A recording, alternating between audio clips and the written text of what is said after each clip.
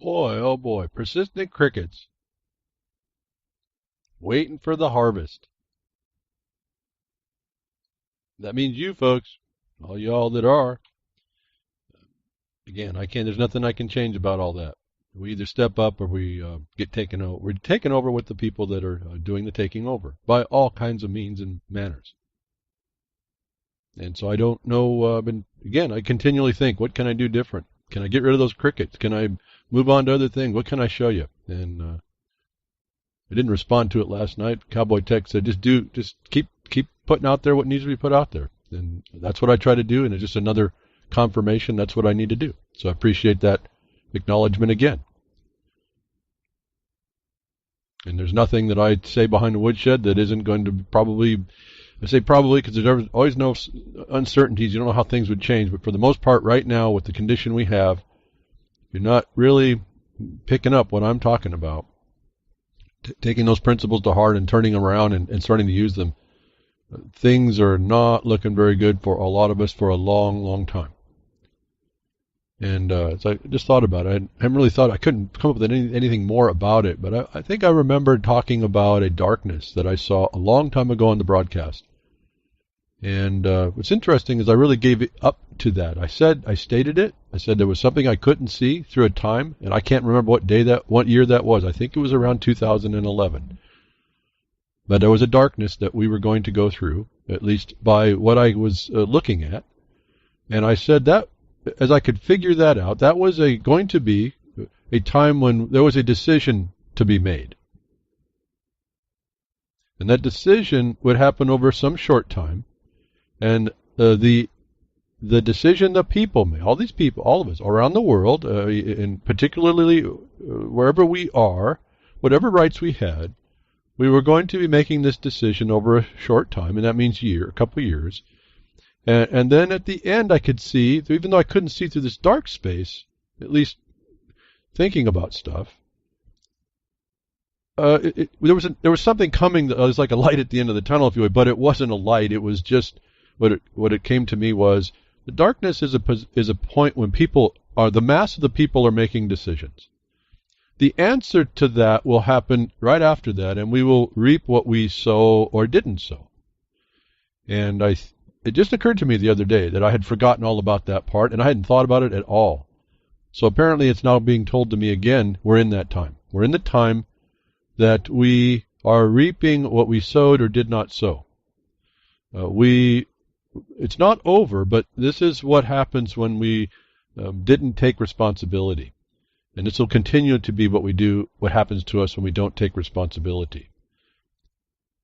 That we are in that time now. My thought is, and what came to me is, we didn't do really what we needed to do. We had an opportunity to choose to do the right and better thing, and we were complacent. We have been those crickets. And that's going to be our downfall continuously. As soon as we get involved and we take the responsibility to find that thing we need to make right and make it right, that it can change. It can still change. But the general mass populist decision was made.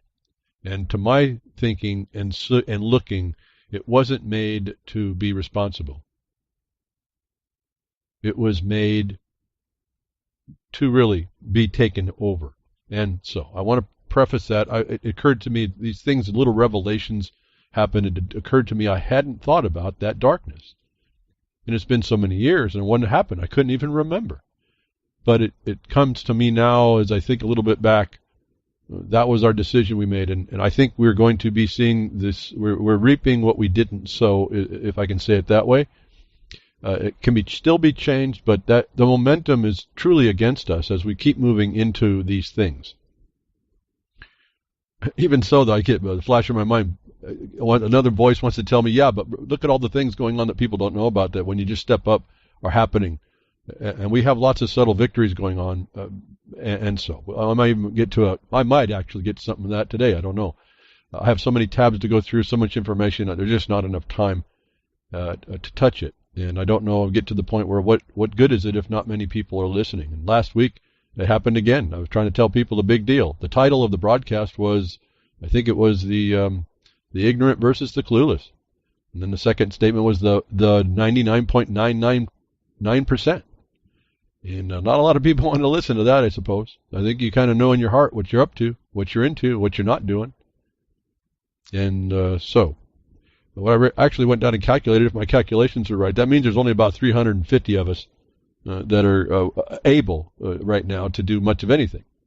And I already know I can claim a couple of my colleagues involved with what we're doing, so I know some of those numbers are taken on.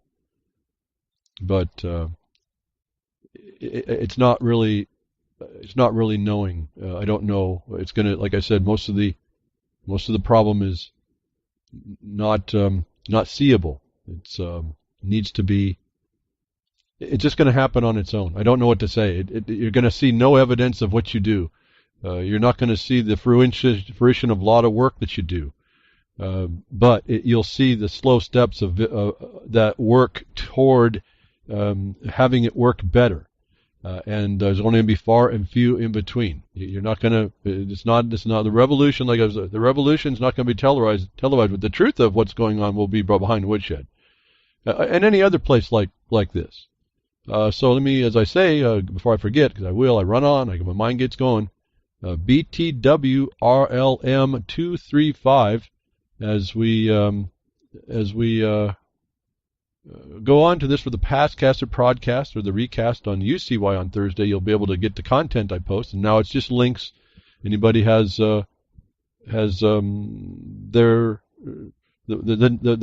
see the depth and keep researching, then that's what it's there for. Again, there's not that many people.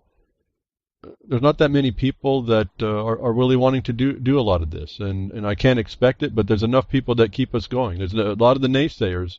It's amazing how many naysayers do a whole lot of naysaying, but not really move into what they have to do. I don't know about that. I don't know about people. I don't really think about it. People want to ask me, well, do you know this guy, or that gal? No, I don't know any people. I'm looking at what they do, not who they are, and not what they're about. Everyone has their situations, and they make their choices. And all I'm trying to do is get people back because it seems that we have an objective basis to follow. How about if we go back to the law and see how that starts working? Because right now we're finding out that a lot of people don't want to follow the law and make it sound like that they are. And you can be the one that actually makes that happen if you choose to. And again, you don't need to do it to get yourself too. You don't have to put yourself in jeopardy. So I've said all this before. Anybody who's been listening, it's going to be boring. Those of you who haven't heard it, just take it as the truth, and you'll find that out as soon as you jump in. So I'm going to continue here moving along. We like to look at all kinds of stuff, and I'm really just the nature is really fascinating to me. I wish I could do more of that. I don't get out much, but for those of you that don't get out, you don't have to go very far. You look up at night, do a Draconid. The Draconid meteor shower to peak over this weekend. This will be tonight will be your last night for the bulk of it. But I wanted to call your attention to it. Might be kind of neat. I've been a little disappointed in some of these meteor showers. Some of these shooting stars, they just don't seem to be as big as I remember them when I was younger. So maybe we're taking out a lot of shooting stars out of the sky as the Earth goes through the dust storm of a broken down comet or something. But anyway, pretty neat, pretty stable. Always going along, something that's kind of somewhat predictable, right? So it's not all falling apart, and we can kind of start looking at that if we want to. But those of you want to take a quick look, if you can do as we get the weather changing, maybe there's not an ability to get up there. But I want to remind everybody there's a world out there to see. It's nature, and it's real nature. It's not something that man can interfere with. It's not something that man can force. It's just what goes on, and we are so arrogant to believe we force anything. No, I didn't want to touch this at all. I really wasn't going to touch it, but there's so many things I want to look at. Again, I think I rationalized for me what the point of all this is, looking at events as examples to check into our frailties, into our strengths, into our perception, identifying, really looking at testing ourselves, our powers of observation, and all this kind of thing on things that we may not actually ever get the actual answer to, but you can see which fulfill objectives which are predictable. And so that's kind of where I'm even going to touch this whole thing. And if you haven't known, there was a big event that happened in another shooting star of sorts in Las Vegas. And I want to remind you all, because this is I loosely keep track of what I say sometimes. Again, it's not a plan to you. I just talk about things that are within my example set and what I do with help to people and the accomplishments that we do. And I don't like to promote a lot of it I certainly don't promote any of it ahead of time. And somewhat reluctant to do much after, but we're doing a little bit more because we've got to start getting people to understand that they do have a power if they just step up. And so we're going to have another proof come out here, given I stop talking so much and get to it. But there was this, I wanted to tell you and remind you, I told you a long time ago, and I've asked you to look very carefully over time, that lots of things were happening in Europe to kill people. Lots of things and lots of excuses were used, and we went through some of the attacks where people died, and then they were bringing on more surveillance and more controls and all this. And I said, here's the model. Watch this over time. It's going to get worse and worse and worse. And then now we're having the things about the truck attacks and the car attacks and all this stuff, and more people dying. And I asked you, be careful to notice that it's not happening too bad in America. There's really nothing happening in America. Why is that? It's not like It's not like the government knows what's going on, even though they profess to know. So why is it that there's really nothing going on in America while there's the world's afire on this during this war on terror, which I tell you it's a war of terror, and it's the governments and the biggest and baddest ones in collusion bringing this on us. Watch how this plays out, because when you're not seeing it happen in America, that's a plan. And then I told you a while back, and I can't remember where it's at, I said, when they bring something to America, it's going to be big. They're going to make a notice of it for everybody. They have to. So while you're watching it happen in Europe, it wasn't happening in America. Well, I think we just saw that happen here in Las Vegas. And when it came out, it's now advertised as the most historic thing going.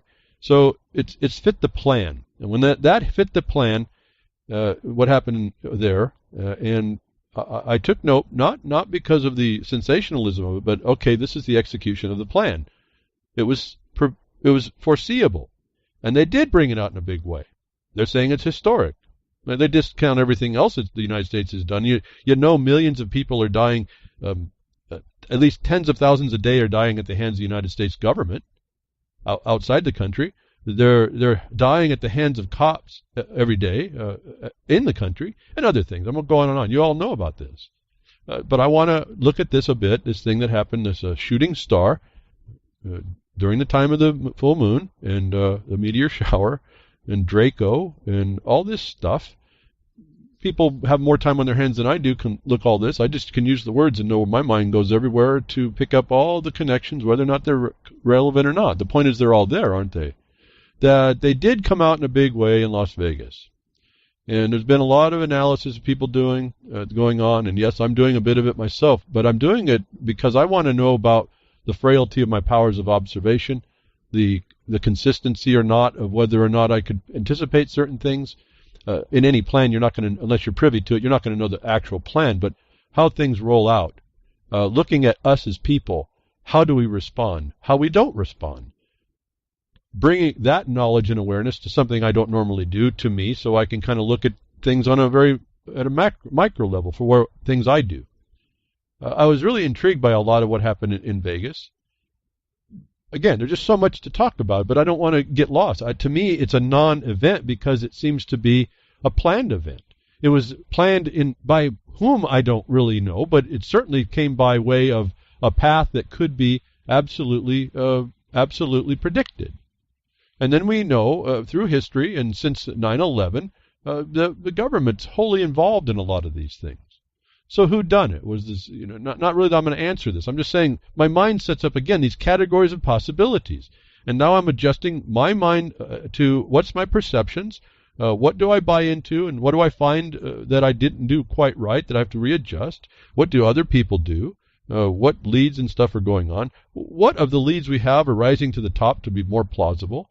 Given that the government seems to do a lot of this, was this the FBI's plan? Is the FBI clueless? They're lying an awful lot right now. Did the CIA pull it off? Is it just an insanity, as I found out apparently there's a so-called motive called insanity? That's a wrong, whoever said that doesn't know what they're talking about. Insanity is not a motive. It's an excuse. It's an exoneration.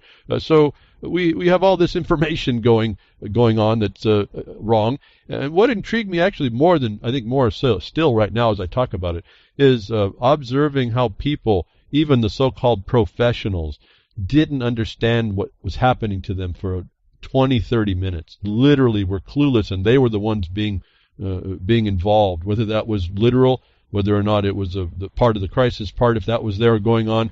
There's a lot of evidence of that. I won't get into any absolutes here. There's evidence for a lot of hanky-panky going on.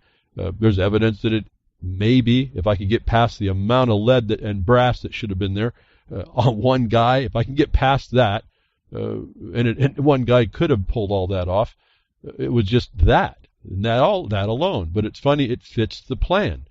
Now, it's also predictive in a way. If you know the society, you're pushing the society in different other points, it's going to eventually pop up. As someone who's doing that, you can plan for it. You just have to wait until it happens so-called naturally. So there's a lot that we can do it. But what I was interested in is our people failure, our failure to witness, our failure to be credible. Even the so-called professionals, we're clueless. We can't respond. We don't know what to respond to. We don't know how to respond. And then another observation, nobody was prepared to respond. And I'm not talking the government now, because they were partially prepared and partially not. It's that we, the people, were not prepared. And we were clueless to the whole point. And I just don't, I mean, my main thought was, because my thought was, I guess it kind of relates over to firefighting. When you see a fire, you charge the fire and put it out. Certainly you're assessing it as you run up, and if it's bigger than you, then you got to rethink. But why wasn't anybody going at the guy that was attacking 22,000 people? Then it dawned on me that everybody had been probably disarmed, and they were in a captive holding place that was perfectly known ahead of time.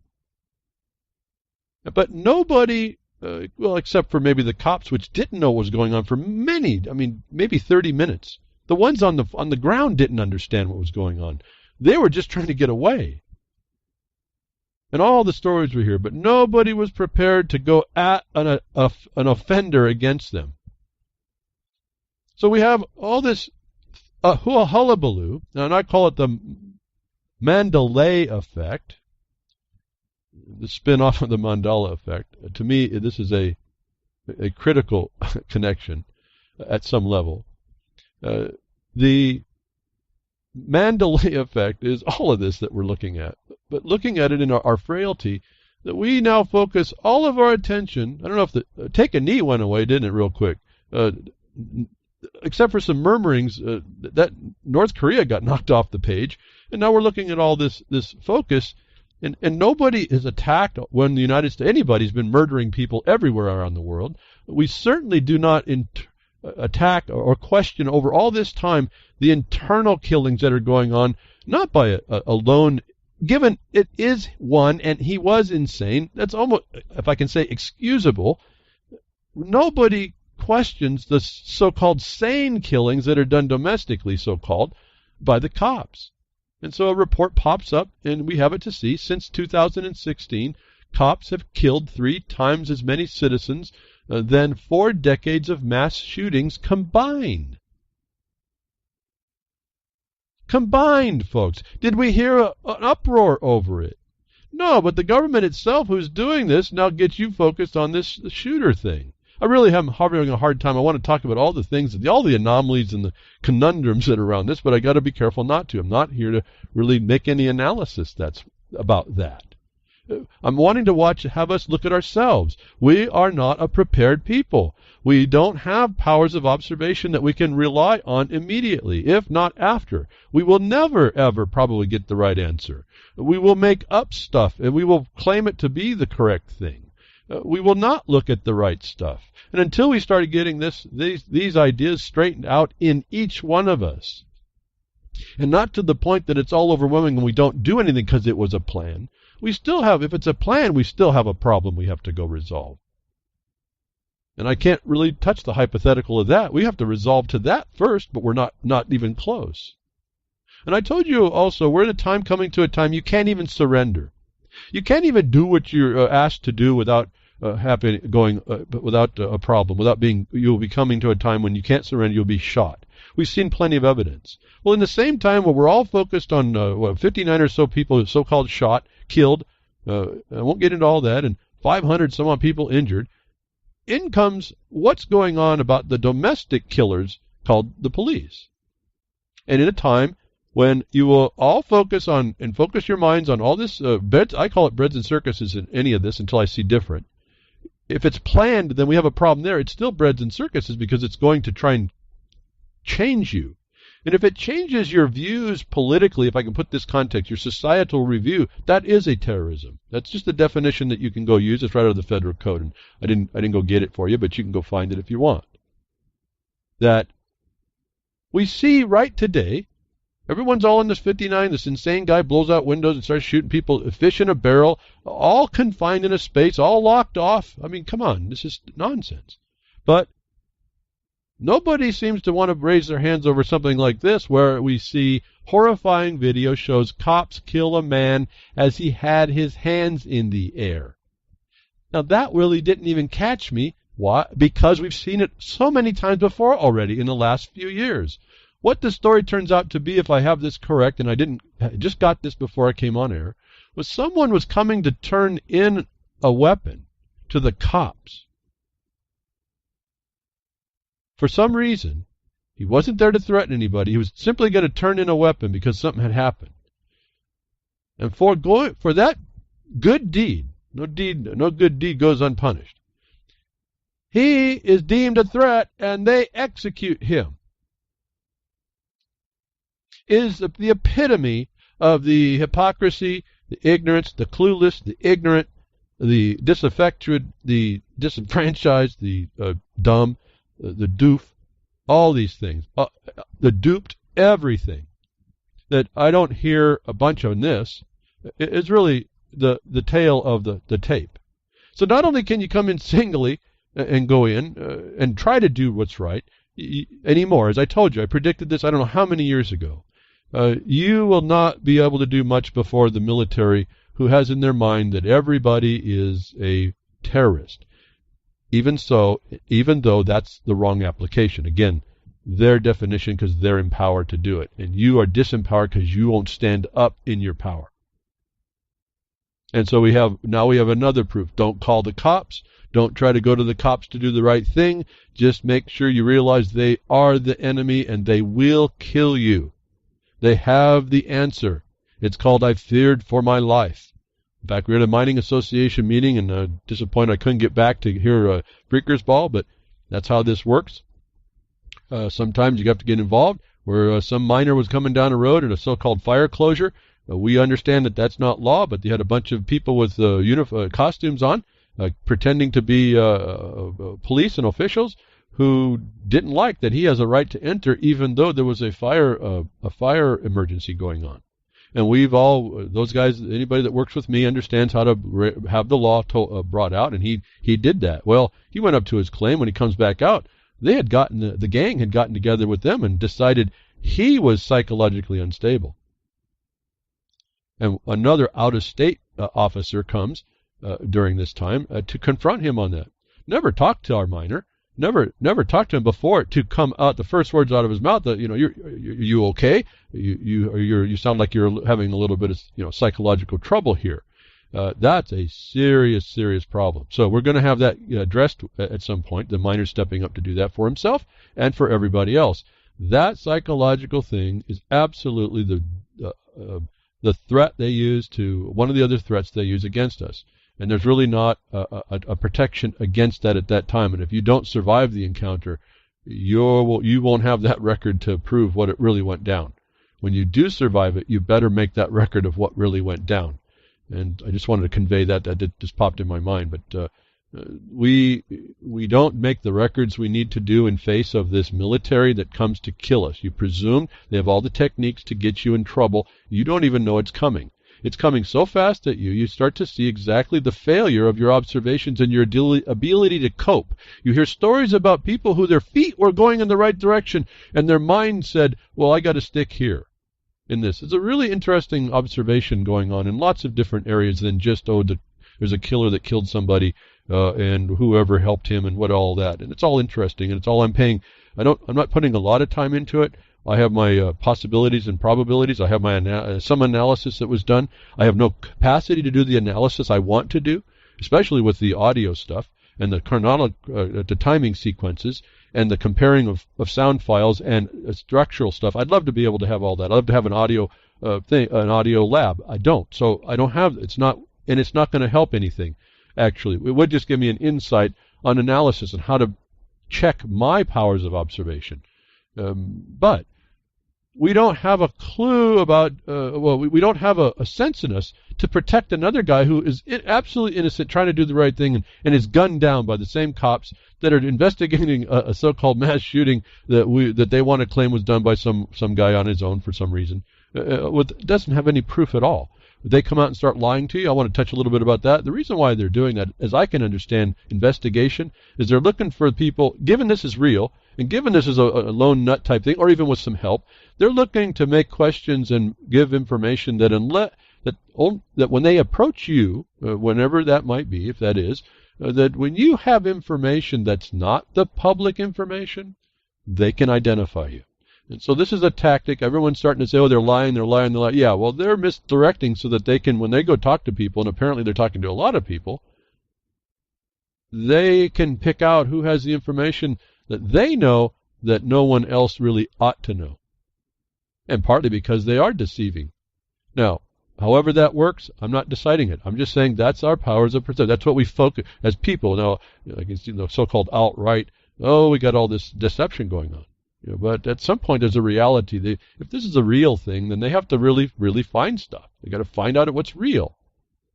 I'm all hesitant about that because I don't know what anymore. These people, the FBI is a criminal organization.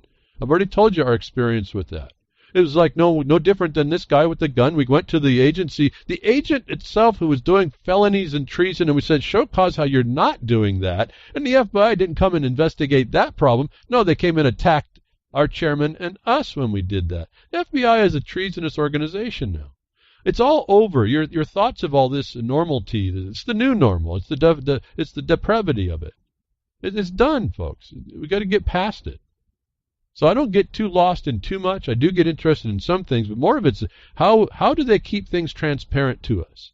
And how do we start dismantling that is really what I started to focus. What are some clues that might be there to show us it's a setup? What are some clues that are not necessarily, or they're more coincidences that kind of could lead somewhere? Can they mean something? How do we look at things at a distance right ahead of time to qualify how this is or is not something?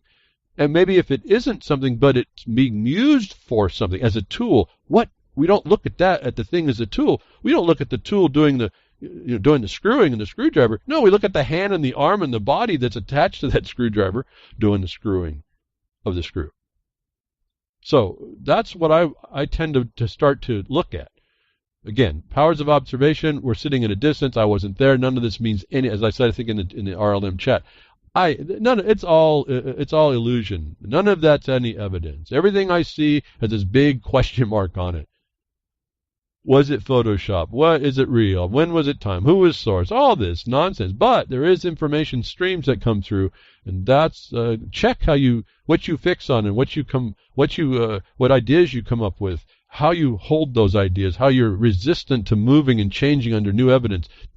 Use these things to check yourself. One coincidence that occurred to me, not immediately, just as time went on. It's funny how, again, time passes before certain things start to make themselves important, whether or not they may be important. Just little things that also could tie in through some kind of interesting logical sequence of things.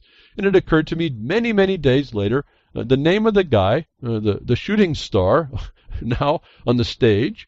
His last name was what? What was his last name? His name was Paddock, Paddock. Paddock. That occurred to me. Let's go look. I usually do this before. I hadn't done it now. in this case, but let's go look at the word paddock. It's usually described to be an enclosed area, especially for pasturing and exercising animals. Well, what's a human but an animal? What's the concert but was sealed off as to keep 22,000 humans contained? Breads and circuses, entertainment. On what?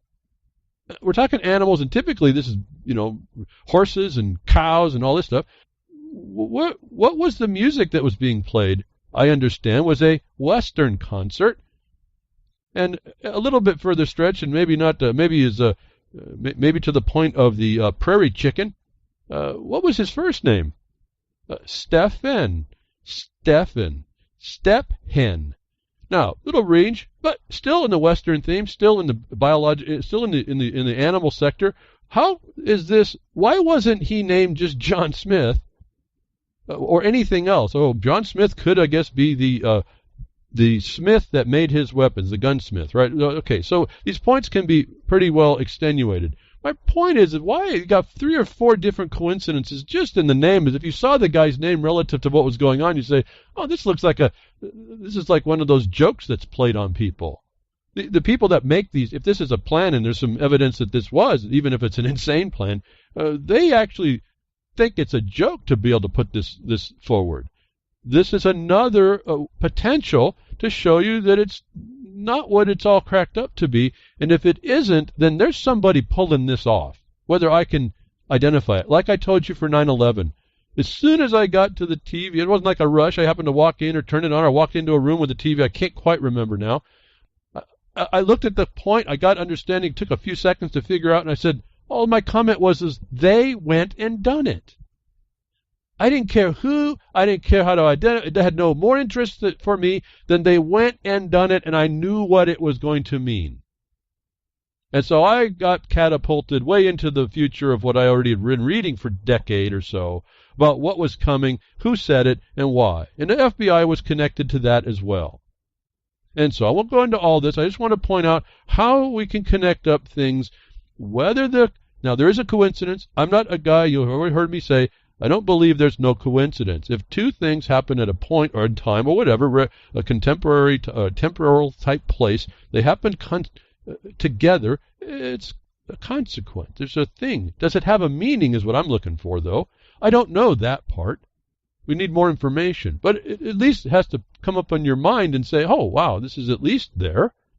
And that kind of feeds into this other thing. These people were having a lot of fun with making this plan. Oh, let's make his name Paddock, and he shoots into a human paddock. Playing Western music. Okay, maybe you're far out. My point is what's our powers of observation? And the Internet's a cool thing because you get to see what lots of people's observation is. What I'm asking us is be careful not to buy into a whole lot of it. Really hold these things out, because I don't know unless you were standing there yourself, and I have to question witnesses that are a part of a victimization or a crime, or a part of a crime being done. I don't think that their witness may be very good to begin with, and we've talked about all of that. So this is, again, the point for me. Let's look at ourselves with this. We're not going to solve this. This was predictable. It came in the big way I knew it would had to. To me, that's a setup. That's a long-term plan. Again, social engineering comes to mind. There's some objects. Obviously, you also know that was going to be for more surveillance coming and the gun control and all this nonsense that seems to roll with it. But we have the observations come out. It was an inside job again. And the observation here, as an opinion in the New York Times, terrorist plots hatched by the FBI came right on out.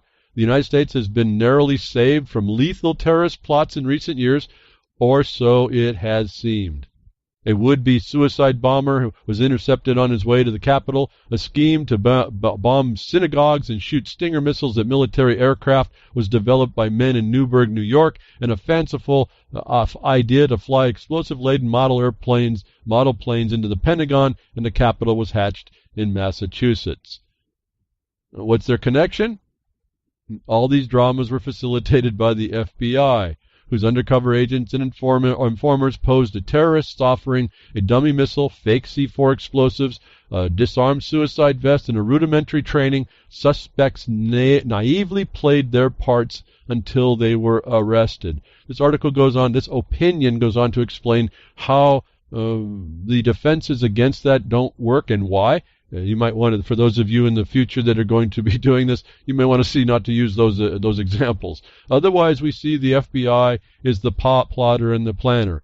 Okay, we can pretty well attach that. We saw that coming. That's not even a question. So there we have an opinion coming out of the New York Times of all places. So what's going on here? But we're seeing the truth is coming out, but in a demurred way. They actually say that this is okay. They actually justify some of this because the courts have said you can set up someone who's insane, has a mental defect, has other problems, has some sort of a bias in themselves, something that might have been developed like through pharmaceuticals. If they're not quite to the edge, they'll push him over. The FBI is involved.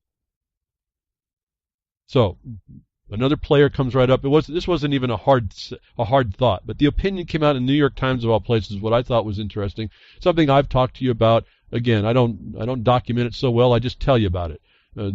Other people tell you about it. I'm not the only one, but there's not that many that actually see this that quick. To come out in the New York Times, I thought was very interesting. And then we come up with today, I understand, or within a time here, within a day or so, another surveillance player steps up. And what I thought was interesting about this is what he talks about and how much credit he's given by people to think that he's the know-all, be-all of some inside information, like it's not unknown to any of us, which is now another type of observation about how they disempower you with what you think you know and put it all in a few people that you get. A lot of people tend to think have an authority or an inside track. Well, who pops up today? Now, you just heard me read the New York Times a couple days ago talking about the FBI setting all this stuff up. Did they do the Vegas? That's not my point. They could have, certainly. But it could have been just this insane guy that they set up. There's other people working. Who knows? The picture what got me was when they showed the picture of the so-called shooter. That's a new normal. Okay, they don't do that. They don't want to give scene shots because they don't want people to know stuff unless it's a setup, and then they're filtering out who knows what versus what the setup was. They don't normally show those people right up front. When they did, I said that's another coincidence of a plan.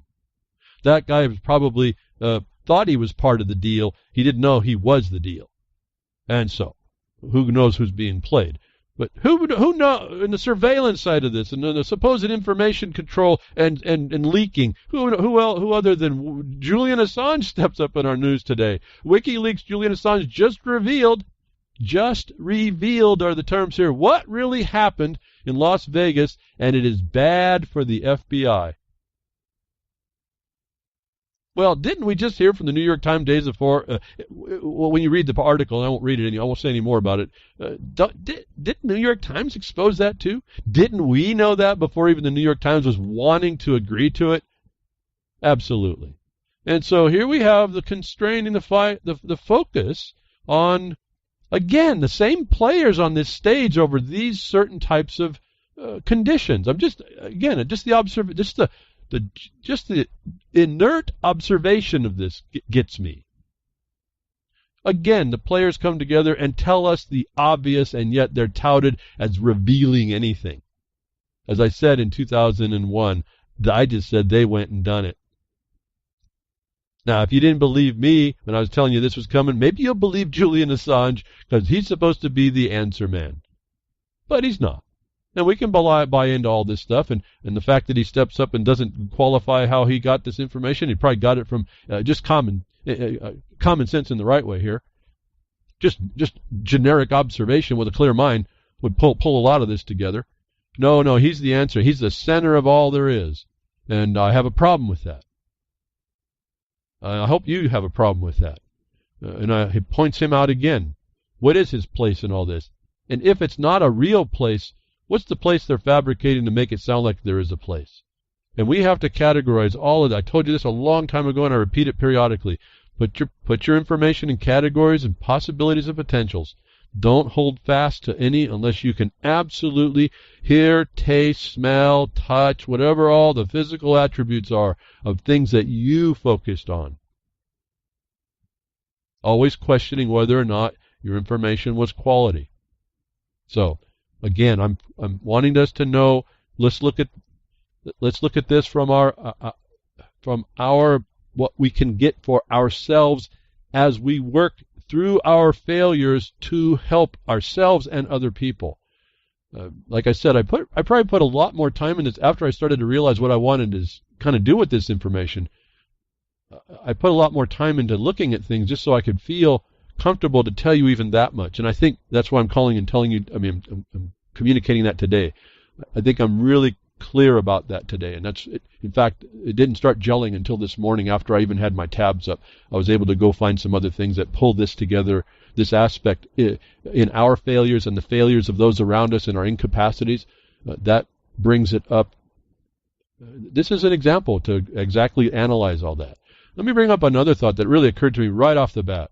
And I told it to you before I started here, when I got started, is nobody, like if it was treated like a fire, no one went charging the building, if you will. Now, there were the cops, but that's the normal kind of response.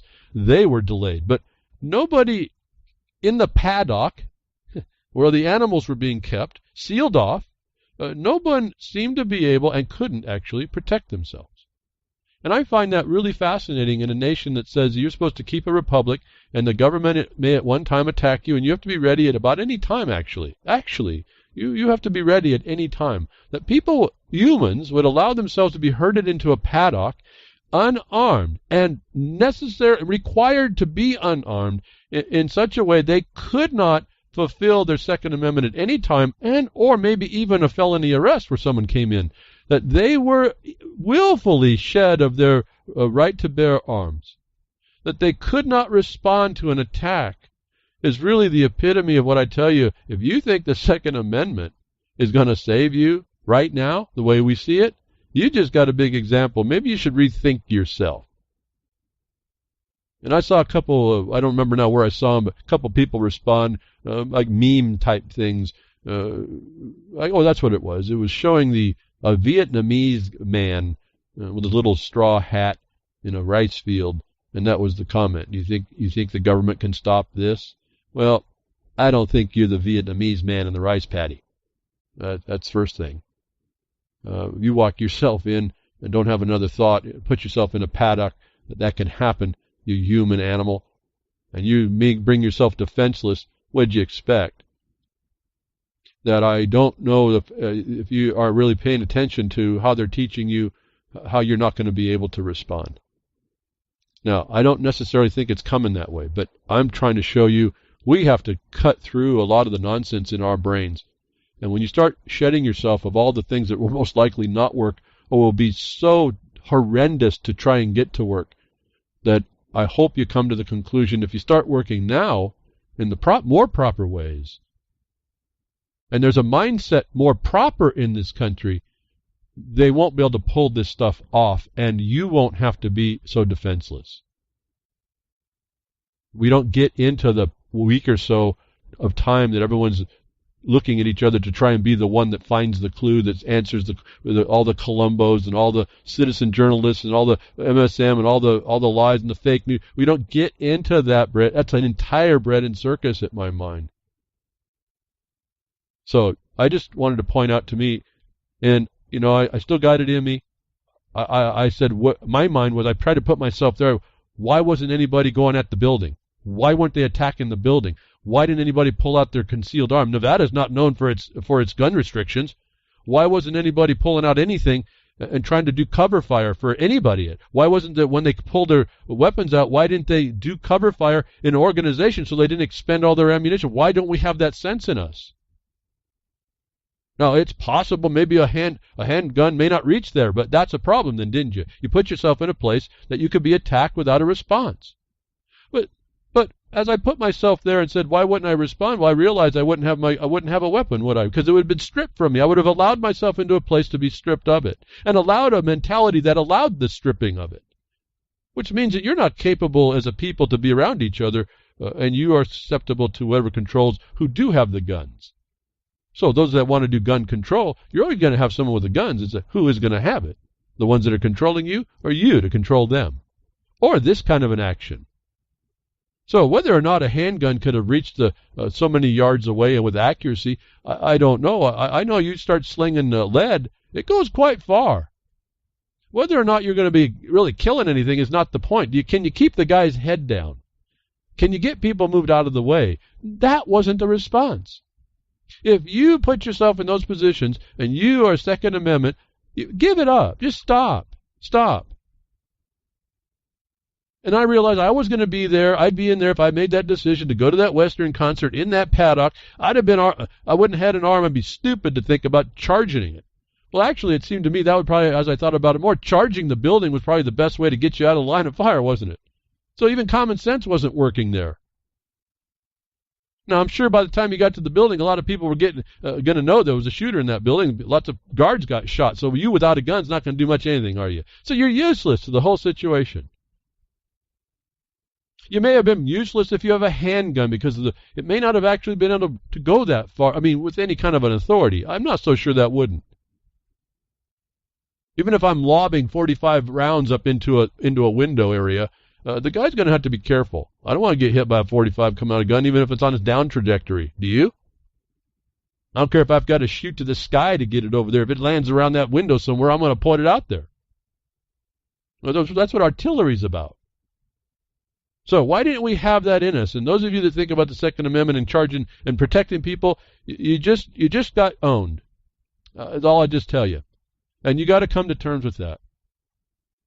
Okay, I'm not making a judgment. I'm saying what's in our minds as people. We're proving we're susceptible to this entire thing, whether it's insanity, FBI, CIA, you name it, Antifa. I don't know. I get all these things in my mind. The ridiculous. I don't get to the ridiculous either. But my mind starts going up. It's like a comedy show. You know, someone who just got his cornflakes stomped on by an elephant is out there going to shoot you now because he got his cornflakes stomped on. I don't know. How ridiculous do we go? Well, we did not respond, I guess is my observation. Nobody was capable of responding. That's not a populace that at any moment's ready to defend themselves, whether by felony, whether by attack on them privately, by like something like this, even by a one-on-one combat or against the government itself. Which plays that card very close to the vest how it is doing you in anyway, so that's not necessarily the first line of response. Again, my mind wants to talk about a lot of things, but I don't want to really do that. I want us to observe our incapacities, because that's what's being preyed on. We're told about that. Remember the protocols of the elders of Zion. I didn't think about it till just now, but that hit me so hard of the truth. I don't care who they say originated. I don't care whether or not it's counterfeit, which implies it was a real copy somewhere. I don't care. The truth that was being told in that, as I told you before, it devastated me to actually accept it.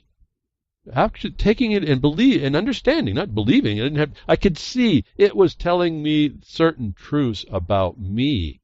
And they were exploitable, and I'm telling you, because of that, I realize you ain't no different. I don't care what you claim race is. I told you the example of a race in the Doubleday Dictionary in 1974 is the race of lawyers, so color ain't got nothing to do with it, and as soon as you buy into all that nonsense, you're took. You're owned too. That when I found out that I am that vulnerable, I realized, wow, everyone else around me is the same way. They sure done us good. And I've taken all these decades to keep working hard, understanding I still have my frailties, to try and have less of them. And I'm asking you to do that self-assessment and then start to apply it. And we take lots of reasons to not to get active, and the whole answer to us is to engage. And I'm asking you to do it the evolution should be the way you engage. It shouldn't be biological evolution, because that's a lie. There's no proof of it. I shouldn't even say if it's a lie, but there's certainly no proof of it any more than anything else, just like all this stuff. But our evolution is how we know ourselves better and how we know about ourselves better, how we interact, how we can interact, and if we have an empathy, or sympathy, or just a better mind in ourselves, and certainly from a spirit with a good soul, do we intend to do better? That dark area I told you, I don't think we decided to go there. And I'm still here to play crickets, and I'm still here to talk to you like this. So it's not done. It was just, I think there was a time, literally, I was shown a dark space in societies, all societies, in mankind from about around, I can't remember for sure, 2011, 2012. I told you about it. And then I said I couldn't know, so I gave it up. I said I can't know anyway, so why fret over it? And then I find myself till today, and I realize I went through that space, and I now see we're at the other side. And now I see the ramifications. That happened, folks. We're there, and we see this stuff. It almost like it came out at the right time as well, the full moon, all this stuff. You can kind of pull this together. Is it coincidental? Yes, simply coincidental. Does it mean anything? I don't know. Can we put a meaning on it? Sure. I guess this is the analysis that you go through. It sounds like a lot of work. It's really not. Our brains really do work pretty fast, even though they may not work as fast as certain other systems. They work fast, and they work in ways that are pretty astonishing. And so I won't harp on that more. Please take all these things as object lessons. Understand how you understand what's going on. How fast you won't respond is the big one for me is how much even trained people could not respond. They had no clue what was going on. They did almost everybody did the wrong thing. If you just listen to their stories. One woman actually divorced herself from her natural response to flee immediately and looked at everybody around her and hunkered down. Hunkered down when there was someone supposedly 32 stories above them shooting down into the paddock of human animals captured there, would hunker down thinking that was a protection instead of getting up and running like the wind. It's really astonishing to me. And a mass of people did that.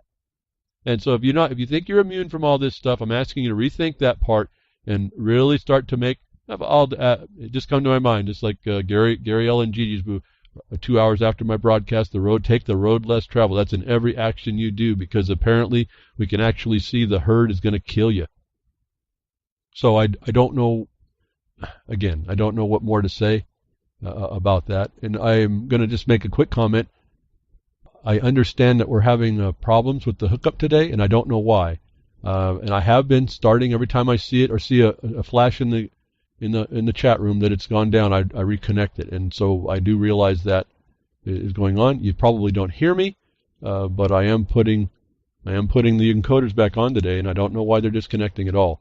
So I apologize, but the past cast will be. I hope that my one encoder for the recorder is working. That's the one that goes up after in case this happens. I get to put up audio that's cleaned up a bit for all the noise that I can clean up, and so apologize for that. For those of you on live, if you hear me now, it should be up again. It's about the 10th time it's gone, I think, if I can, maybe not quite short of that. But moving on, I think, as we see the government's coming and using all these war of terror tools against us, and we just keep sucking it up.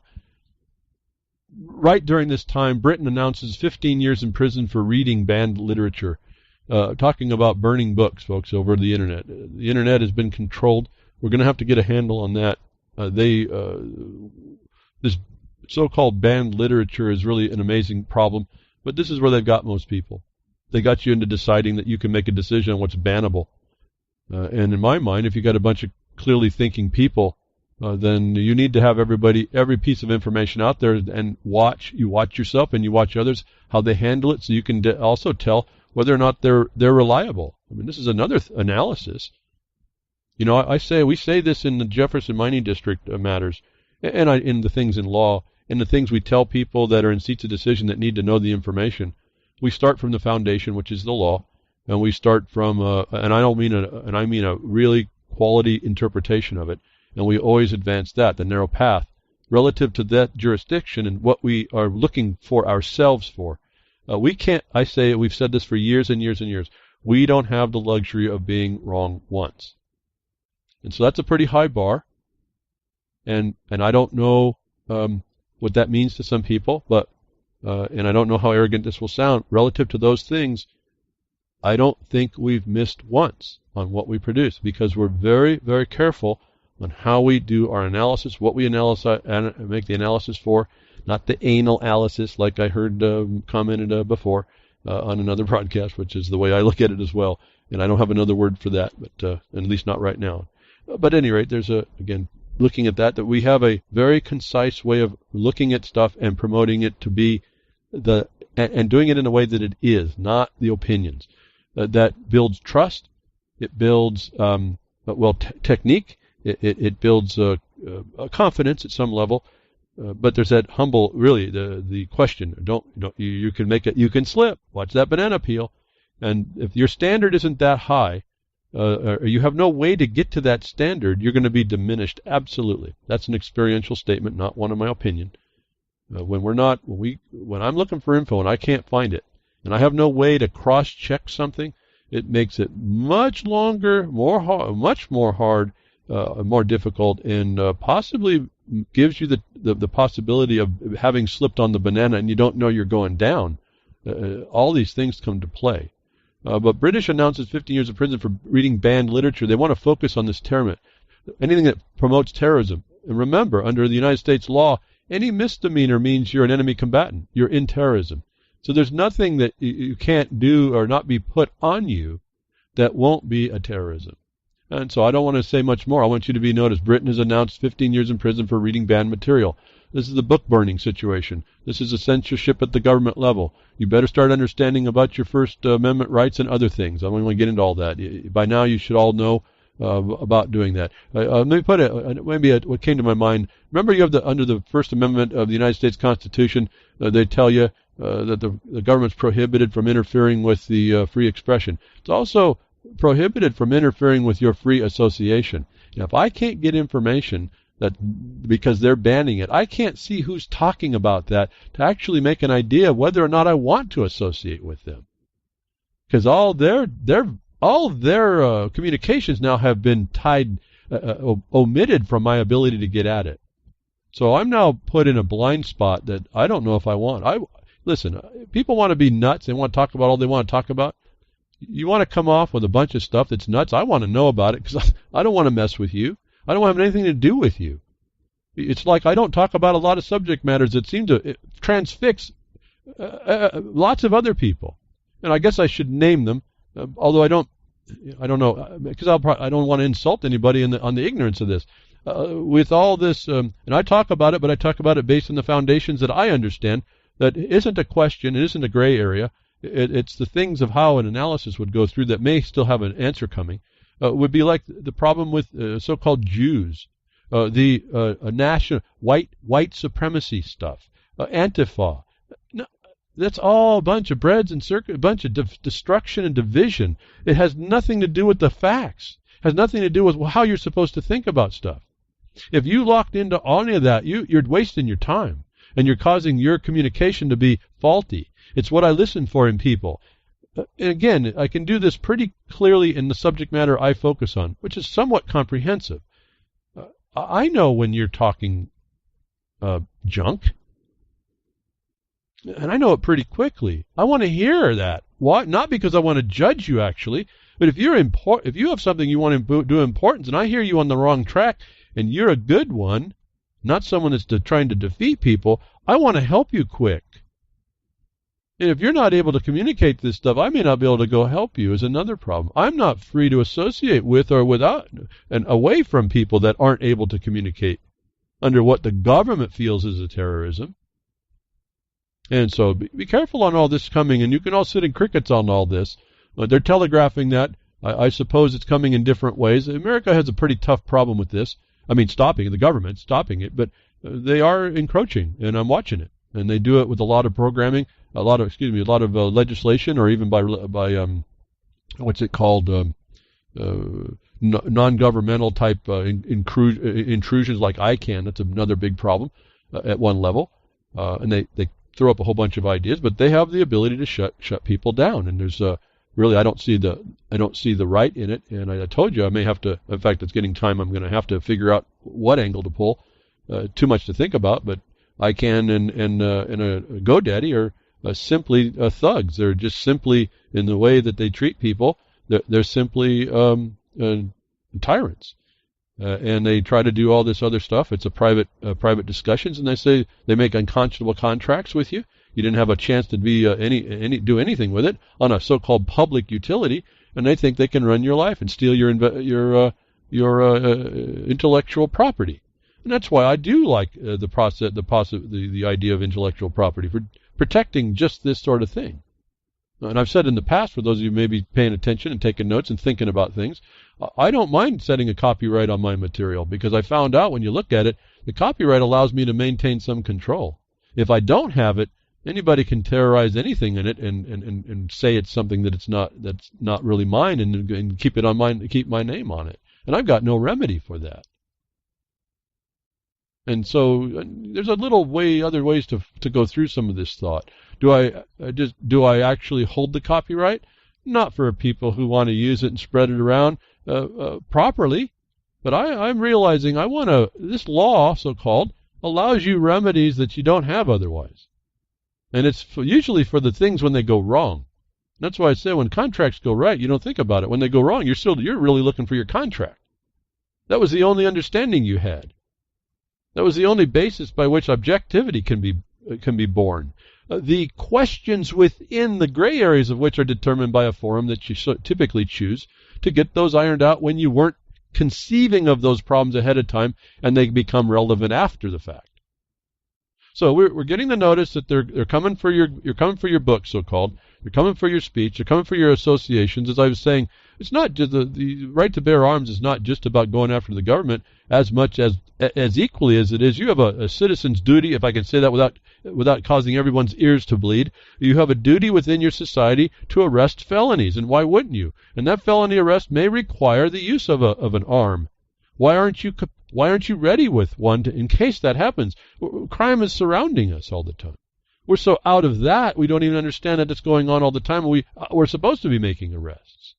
So why would you be counter to all this? Are you someone that are a felon, and so you don't want other people to have guns or arrest your felony? Is that why you're counter to this, right to keep and bear arms? I don't know, but that's a different type of way to look at why the arm is important, because it helps keep society peaceful. Everyone becomes a cop at that point, if you will. Otherwise, you allow to be the victim of that felony at some point. Maybe someone else will bring the felony that they didn't get arrested. So there's other reasons why we come up with this, and I'm bringing up this First Amendment for the United States of America. Happens to be I want to be free to associate with people. When you censor people, I can't tell what kind of nut they might be, that I don't want to associate with them. Or how to denounce what they're doing. Knowing that they're there talking like that means nothing to anybody. Then we get to listen carefully. Are they about to go do something? Now, that may be a little of a thing. You take away their view, all of a sudden now what you may have made, there's better people that make better statements. When you are able to leave someone open to express something and be a safety valve, you take that away and you tell me what happens to the pressure in that vessel when it wants to act out. So our so-called politicians are just people getting vote because they could shuck and jive everybody in a system that shucked and jived everybody. You keep it up. Keep thinking that way. Keep going forced into that paddock. Let the step hen come and peck you. Oh, you prairie chickens. Google Clips automatically identifies everyone, including your pets, in the surveillance rundown. And I told you this a long time ago. This is the silent weapons for quiet wars. They have a place for you in the system. They get you to plug in, and you'll pay for it. Here's the story, folks. I don't know how long have I been saying that, and here's the proof of it. Are you looking forward to the holiday season? Do you want the latest in corporate advertised surveillance? Then hurry up and be the first one in your family to purchase the $249 Google Clips camera that automatically identifies you and your pets. Enough said, I think. Go ahead. Keep buying this stuff, folks. Keep getting involved with Google. That's right. Everyone else, too. Keep doing it. Keep getting your digital life hijacked, and then having the government utilize the tools that it's there for. Big data, big corporate data, and big data government surveillance data. Keep it up. Here's a $249. You can pay $249 for you. Use your Bitcoin. Go ahead. Use that.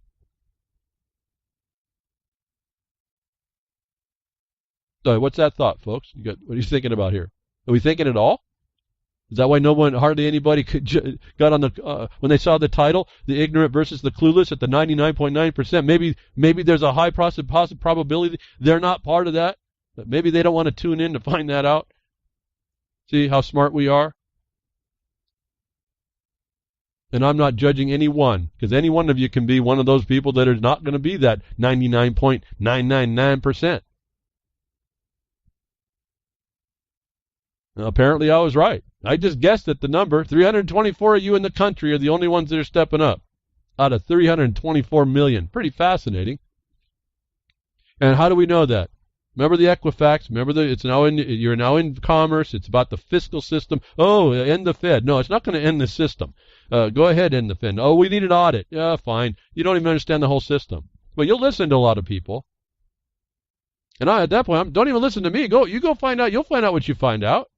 It's going to be a whole lot different than what you're told. But this Equifax and your credit, you found out you're a consumer whether you knew one or not. Everything that's being pulled in, all this data. Now, Google Clips, you're going to pay $249 to have your face attached to everything, every place you are, who you are with, all facial recognition, whoever wants to buy it, all in their possession and control. Keep it up. This isn't a joke. IRS just hired Equifax to safeguard taxpayer data. Now, they told you the consumer was in their database, and now the IRS shows up to give them millions of dollars to identify, tax, and safeguard taxpayer data. You think there's a correlation between those statuses, folks? You think the government just stepped up, and Equifax has always been a government entity, and they just stepped up out in the open and said, here, we need to have you safeguard this a little bit better. And they come out and tell you, oh, but the IRS's information is in a separate account that wasn't affected. Now, the truth of that I'm not getting at. I'm saying to you, you're watching the amoeba, the octopus, the tentacles are all over you. Everybody, oh, 7 million, it's a joke. This isn't a joke. We're giving Equifax more money. You have to understand why. The military is paying to make sure its infrastructure is solid, and that happens to be the IRS, the collection arm of the plunderer. Or they tell you so. Nobody seems to have an answer for this, but it's simple. And due process, so-called, will identify it, and it certainly makes a way for you to use the failure of the due process in order to make a record that shows that they don't have the authority that everyone gives them, even those that talk out against them. And I keep wanting to think about one guy, and I don't want to name him because everyone thinks I'm against. I think this. I've already talked about him. He's written books. He's well known. He has all the wrong answers about something he has no knowledge about, and his only knowledge is that he got in and got mangled by the machine that's going to mangle you.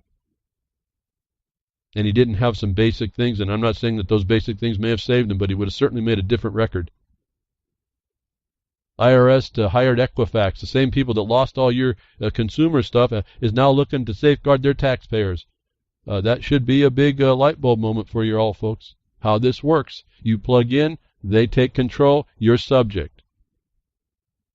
You're subject by the records they keep. How many times have I told you how to, they say there's a person in state, your so-called straw man, for all you folks that know about that. Big deal. You don't even know how to use it. Everyone has all this stuff and don't even know what it means.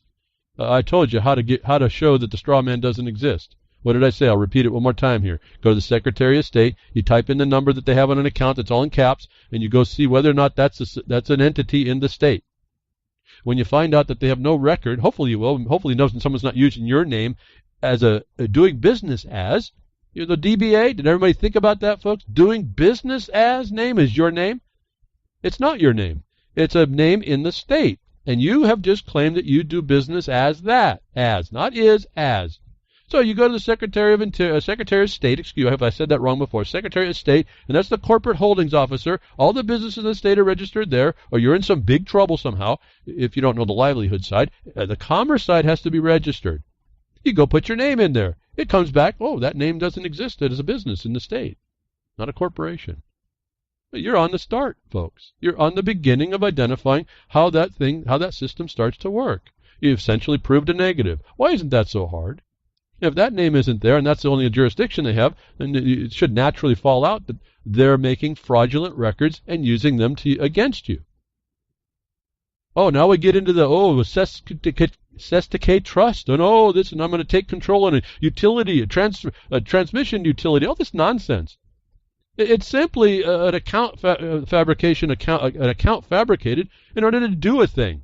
And you never figured out how things are compiled against you and shown wrong that they rely on, and they have the right to presume why, because it's in there and you went and answered to it without the challenge. Why? Part of that's the jurisdictional challenge I talk about. There's a whole lot more, a ton more, than what I talk about on that regarding the United States District Court. Here we go. This isn't a joke. See, the people at Zero Hedge think this is a joke, or it should be a joke. No, this is the fact. The IRS went to the company that keeps tabs of y'all and said, we're giving you money to make sure you safeguard those accounts because we can't afford to have any errors in our records when we go pummel these people for not complying. Tax ain't theft. I don't know. Tax is not theft.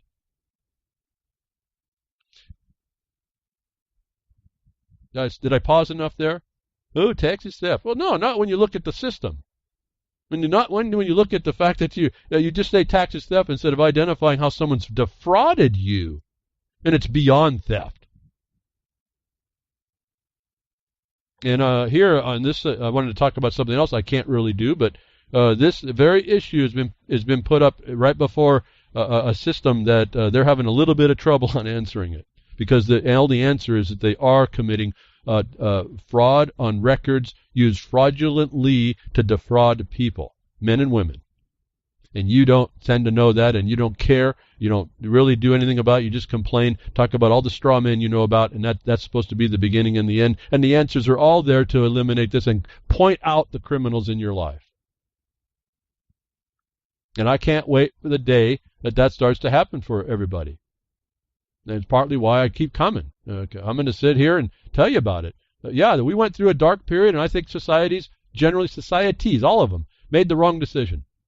And so we're gonna reap what we have not sown.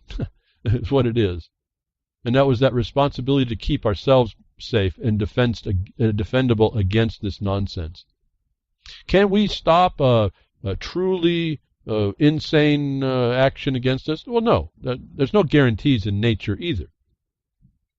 And so this is not utopia, and this is not the silver bullet. What this is us gaining, taking the responsibility and gaining the control that we need so that it's not out of control. Not anarchy, no.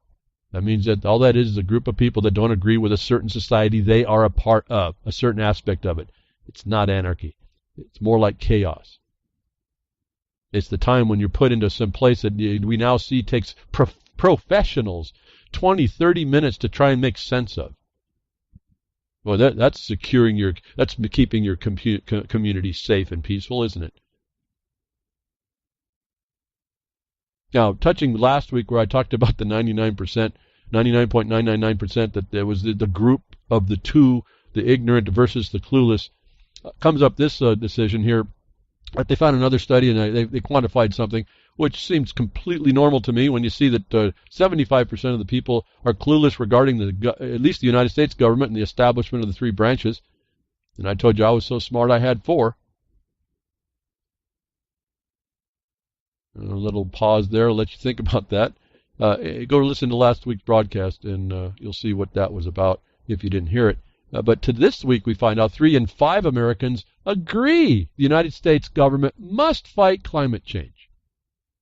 A new poll conducted by the Associated Press and NORC Center, the Energy Policy Institute of the University of Chicago, remember, that's where the biggest carbon market is, that metro, all these words are important when you start looking around, published October 2nd, shows that 61% of U.S. citizens say the federal government should actively work to combat climate change. According to Trevor Thompson, the director of the AP NORC Center, majorities of both Democrats and Republicans agree that climate change is happening and that there are signs that consensus could happen on other issues too. Certainly, consensus is a felony. The politicians are all criminals. They're all committing treason. Do you think that's my opinion or not? Folks, that you've listened to me long enough, what have I told you is my proof? I am a party to a lawsuit that sued both those parties and the Bar Association, and they failed to come to answer to the very claim about climate change and in particular sustainable development. To me, it's not an opinion.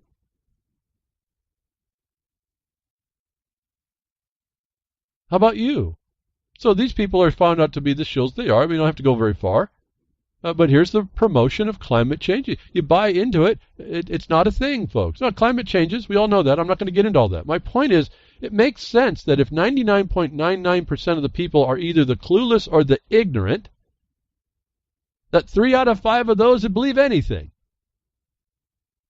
I'm actually kind of happy in a way. That means that 2 out of 5 might actually have more than the 2 brain cells in their head to actually do something in the world. That's what's encouraging to me, actually. No? What do you think, folks? How do you approach all this problem? This is the propaganda that comes on us, and we either take a position on it or it will win because it's in the control seat at this point. Now, one thing that's been going on is that there's been a pushback. I told you this regime change between the Sovietization of the country and these, I guess you'd call them Marxists, the technocrats, the unqualified one, Obama, and then Hillary. There was no chance for this other aspect to have a chance to see the light of day again. And I was asking you then at the time of the election, give us that opportunity. Well, we happened to get that little opportunity. And out of the gate, they were talking about they weren't going to get the Paris Climate Treaty signed or agreed, but then you heard that they connected up. The point was that wasn't happening before. What we sued in 2013 is not going to be appreciated, maybe ever, if not, take a long time. But we were on the point of it then, and what we sued was essentially this thing called sustainable development, and more importantly, the methods of its imposition on the world as governance.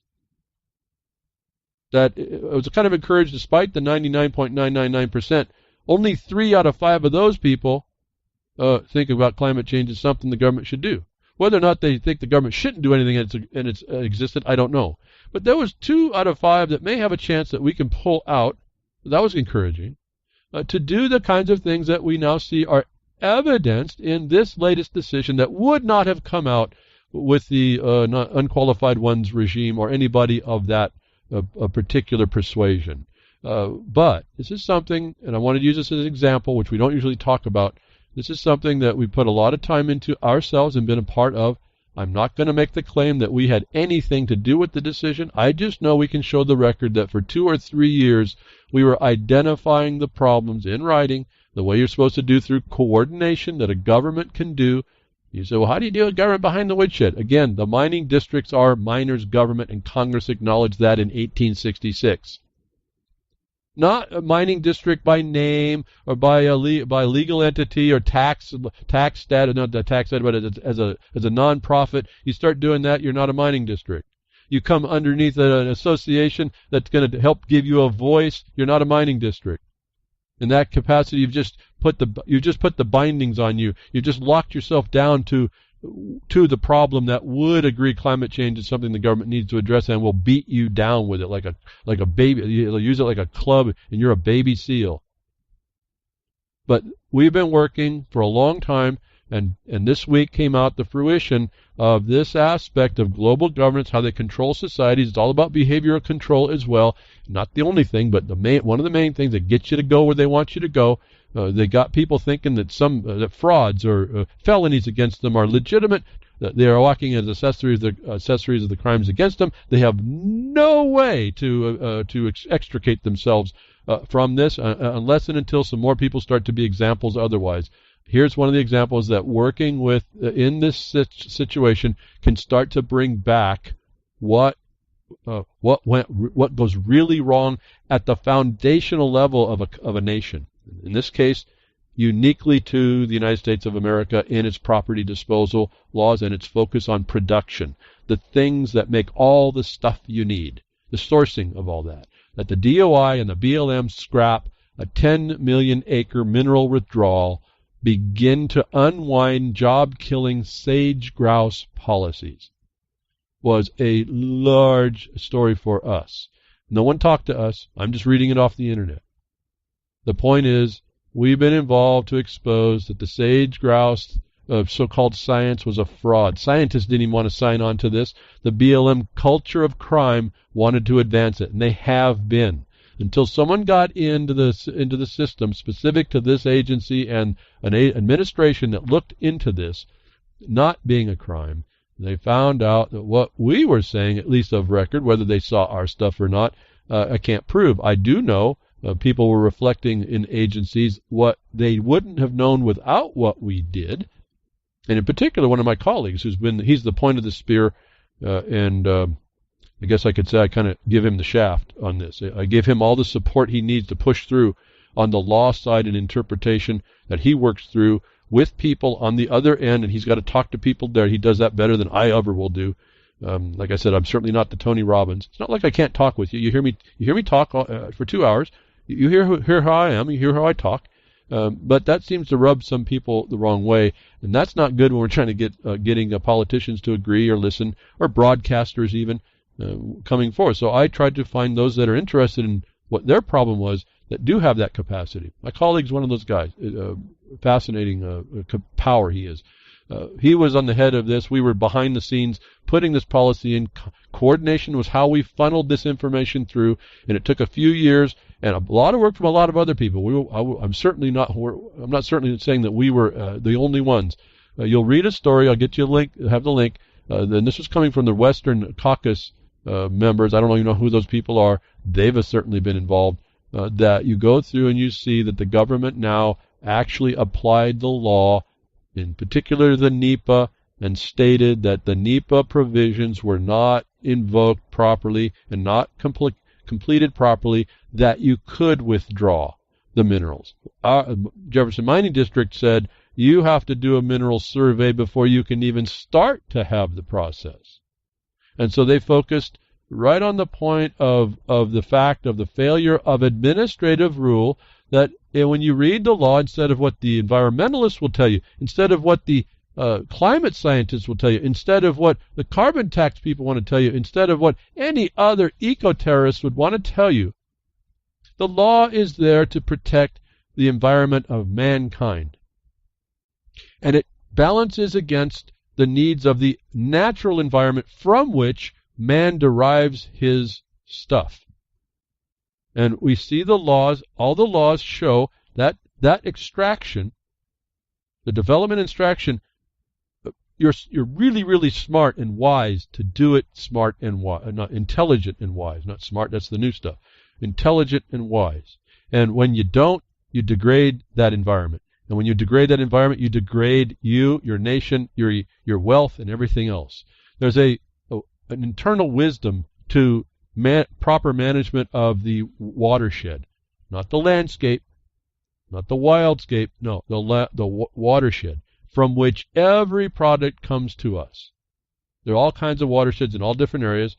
They're to be managed for improving production, which necessarily means you are also having to improve that environment.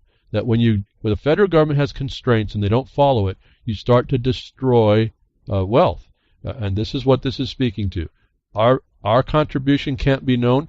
I can only show, eventually we'll show, and I've been talking to some colleagues, and I'll have to get this passed through or talk to the assembly of the district. We don't normally publish what we do, but when we come to fruition of something, when we have an answer, we then do publish. I think this has now come to fruition enough that the assembly can decide, they will decide that we can publish this on jeffersonminingdistrict.com to show exactly how this thing works over time, that you can play a part in being part of the support to bring a better thought to how things are supposed to work. And all it is identifying the criminals intending to plunder, the pirates intending to plunder this thing that we all were supposed to protect. And so I don't know if this is really a big deal, whether or not we can had any part of that. I know our information got put into through here. We got enough feedback about that. The point is, without that input and without people in the line of authority that weren't informed of what was going wrong, this could not have happened. And so NEPA has to be implemented. They mentioned, particularly I thought I saw the EIS, Environmental Impact Statement. That's the impact. Environment includes the impact to natural environment and the environment of mankind. The word environment is a two-part forked definition. In the acts, when you see them talking about coordination to do the studies to find the impacts of the environment, they're talking about the impact to the natural environment and the impact to mankind's environment, and the balance is such that you do everything practicable in order to protect the natural environment, but not so much as it starts to degrade the environment of mankind. So this is a total different review when you start seeing that there's supposed to be checks and balances to protect our society, to protect our counties, to protect the revenue flows into the counties from natural resources so it doesn't come out of your pocket through property taxes. The ability then to free up the fact of the property taxes are another theft that needs to be removed. If you don't start to get back to the foundations of this law, the bright line, it's real easy to understand, we're little able to do much things when we see the breads and circuses of a shooting star, like something coming out of Las Vegas, or something more natural such as the one that's in the meteors coming into the environment. So a lot of Americans may think about climate change. There's two out of 5 of those that they asked that say that's a problem. I'm suggesting to you that within the context of the sage-grouse policies is the sustainable development, is the environmental imposition. It is what we address directly. We use the law. We bring it without equivocation, with no opinion. We show what was supposed to happen. We identify what failed to happen in order to cause the protections. And we now have evidence that someone's listening now. And really, at some point, I'm not saying we're right. I'm saying, well, why don't you go through the process and make sure that we're not having any real trouble we're developing. You can't tell me when you have an industry that develops $3 trillion in wealth, a mineral industry that now develops $3 trillion of wealth, that you want to impact that in any way. And it can do so in an environmentally benign way. And most times now the technology is such that that's getting even better. I know the images of the old miner is out there, and some of that still happens. That's going to happen. That's just who we are and how we do it. The point is it's not actually pervasive, and I don't think that there's a mentality, once you understand that you're bringing peace, settlement, production, wealth to people, that they want to mess that up once they're informed correctly. So we have evidence that the process is working. It does take people in the system of the process that can actually effectuate that. And we were looking at a real impossibility in the unqualified ones regime that we're now not seeing happening. The sage-grouse is going to be pulled back from being the impetus under the Endangered Species Act because it did not actually follow the government agency did not follow the process to properly identify the sage-grouse and or produce whatever it needed to find out what was practicable to do to encourage it or save it. The information that our watershed trained colleague says was identified to be predators as being acknowledged, and so they have a real problem. There's an additional problem that's developed that may be blind to most all people. We also have a colleague miner who did everything on their claim to enhance the environment, and he understands how. He's a watershed specialist. And so he was able to produce collateral to wanting to see more birds and more animals and whatever. And they got water coming out of their mine, their hard rock mine. They made ponds and stuff, and they planted grass and all kinds of stuff for the animals. And they can still function. This is what miners can do, and they do. These guys did. They found out no matter what they do, they cannot save the sage-grouse. Is one of the major things about impacts and what they impose upon mankind to try and save, that once you find that limit of what can be done, it dissolves the impetus. In other words, there's nothing more that you can do to save it. If it's going to die, the species is going to die.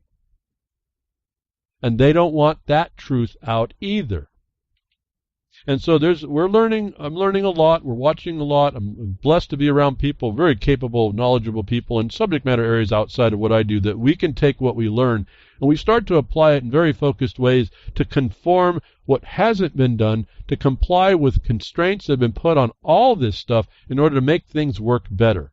And what you're watching is a subversion of all that. In almost everything you see, the method we enjoined or sued to enjoin, that in law is to be enjoined, is now kind of reflecting itself out in the lifting of all those things that came by that process to defeat your local locales. I'll just say that. So I hope that's an interest to you. This is totally innocuous, totally no jeopardy area. There's no reason why anybody that lives out west shouldn't be involved in some of this as well. And you don't have to know everything. You just have to know a few things, be specializing in one area. You don't have to be overwhelmed. You also get to get involved and do something that's really valuable. I mean, I can't imagine what this is going to do to miners. Miners, listen, you miner, you're listening, and those 10 million acres, they're going to be open again. I'm not sure when the order went through. It might have already happened. Those lands have been put back into service for y'all. Okay, you got all that? Every one of you, anybody listening now, you go find if it was some place that you were told you can't go, and if it was part of this mineral, not everywhere, just these mineral withdrawal areas, they are now open, and you can use this mining law to go stake you a piece of ground and develop a valuable mineral deposit for your wealth. Your money's in that bank. And so the sage grouse has been being used as a club to beat us baby seals, and the federal government has looked and said, you failed to do a process mandated by the Congress to protect the people in the in the counties. They call them rural areas. That's a derogatory term, in the countryside. And when you failed to do what administrative law is to do in execution of Congress's will, intent, purposes, and obligations and duties, you failed the law and you failed to serve the people, and we're going to pull that all back. It is a momentous change. That wouldn't have happened. I can't see it happening under the prior regimes. And so we have an opportunity. If I can encourage you all, if you had a second thought, or you didn't quite know, if you have any inklings at all, this is a place that we're going to need a lot of help right now. We're getting on the right side of the wave, I guess I can say. And as I said, we're going to be surfing, and it's not going to be quite the tsunami. And I think it's going to be, it can have the potential of being quite enjoyable, only to the extent it brings back what the law was to provide for all of us. So a little bit of fruition coming out in what we work on, and it doesn't matter in one regard that we don't, whether or not they even saw our stuff. I don't know how they couldn't, but neither here nor there. We were on the correct path. We were on the right side of things, if I can say that. We were in the law to promote the right thing by the right way. Again, we didn't make one mistake in this. And there's enough knowledge going out there now to see, and people are speaking in similar ways, to be able to speak in unison of the failures. It doesn't work when you go another way. It doesn't work when consensus rules. The other article looks to find that consensus can help. No, that's a felony against you. It's how they got to the point of being able to get the withdrawals, was that consensus process. You want to continue that, or do you just want to follow the law? How about if we just do that? But everyone wants to say, oh, it's just the law. No, it's the objective basis by which we interact with each other in a society on things bigger than us. If I can get people to see that part. I'm totally not in the government. The government's just this big criminal thing. And it's just the people in it. But until we start getting more people knowledgeable about how the thing works, we're not going to be able to. They hide underneath this consensus stuff like it's real. They don't rise to the top as being the festering wound we need to pull out of the system.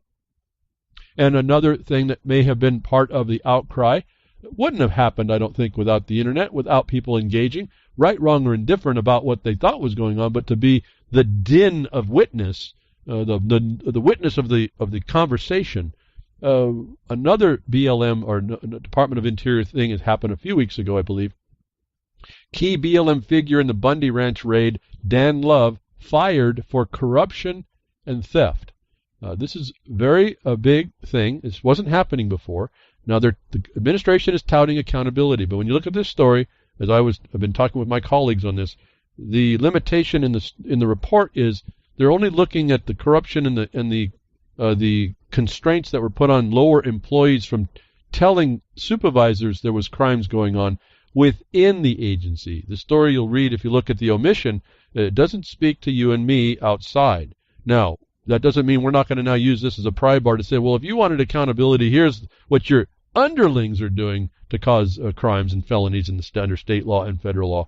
So we're going to use, if you're interested in accountability, we need you not to start internally, which may need to be done, to out someone like Dan P. Love, fired for corruption and theft, And they did it on things that are really not relevant to what I would be wanting to see him being fired of, actually more importantly. But it's now beginning to happen that we can now say, well, if you really want to do accountability, we need you to look at this also. And so that would not have been a case where people had not been pushing on the walls here of the castle and the culture of crime within the agencies. This would not have been happening. Now I think they're kind of doing a cover-up with their limitations. There's more crime everywhere that can be uncovered, and if you're sitting in the peanut gallery or watching the breads and circuses or watching the shooting stars in Las Vegas, you're going to miss the whole thing. They're going to get that agenda by, and you're not going to be helping people like the Bundings, and you're not going to be able to focus everybody on the proper point, something that Dan P. Love was bent and probably tasked to make sure you are all obscured over. So the administration's coming forward to do some accountability. That's all we're asking for, folks, isn't it? At least let's start with accountability. You should be on board with that, and if you are, then you should be able to start looking at a direction that you want to go to make someone accountable. If you understand about this public land a little bit, public domain, a little bit of the law that I'm talking about here, the congressional acts are set in stone. They have absolute authority on what they say they're supposed to do, and to the extent that they're supposed to do it. I think that's a pretty bright line to start from. It's a good foundation that we now have a regime, a change that's actually trying to mitigate some of the harms of that the prior regime did. And if that's all the little bitty mouse hole of access we get, I think we better take it, because we don't have another one, do we? And I think that's an important problem we have to take into consideration. What else are we going to do now? But the tide is turning a little bit. We have the ability to move back in and make a proper complaint against these people that are acting against you. It takes a little bit. If you know a little bit of the law, then you can keep on the narrow path, and it's not that hard of a deal. We don't find ourselves trying to write novels over how much constitutions and what they all mean. No, these laws are actually affecting all that. They're impliedly active. We don't have to talk about them. So now we're just on the criminal edge of it. All we got to do is identify that part and how. That becomes a lot easier thing, and that's so the only way I know to train all that for you, train you up into that, is read the black and white that these people are supposed to follow. Remember, their discussion was for internal administration. None of those laws pertain to you. Should be another silent proof of what these laws actually apply to.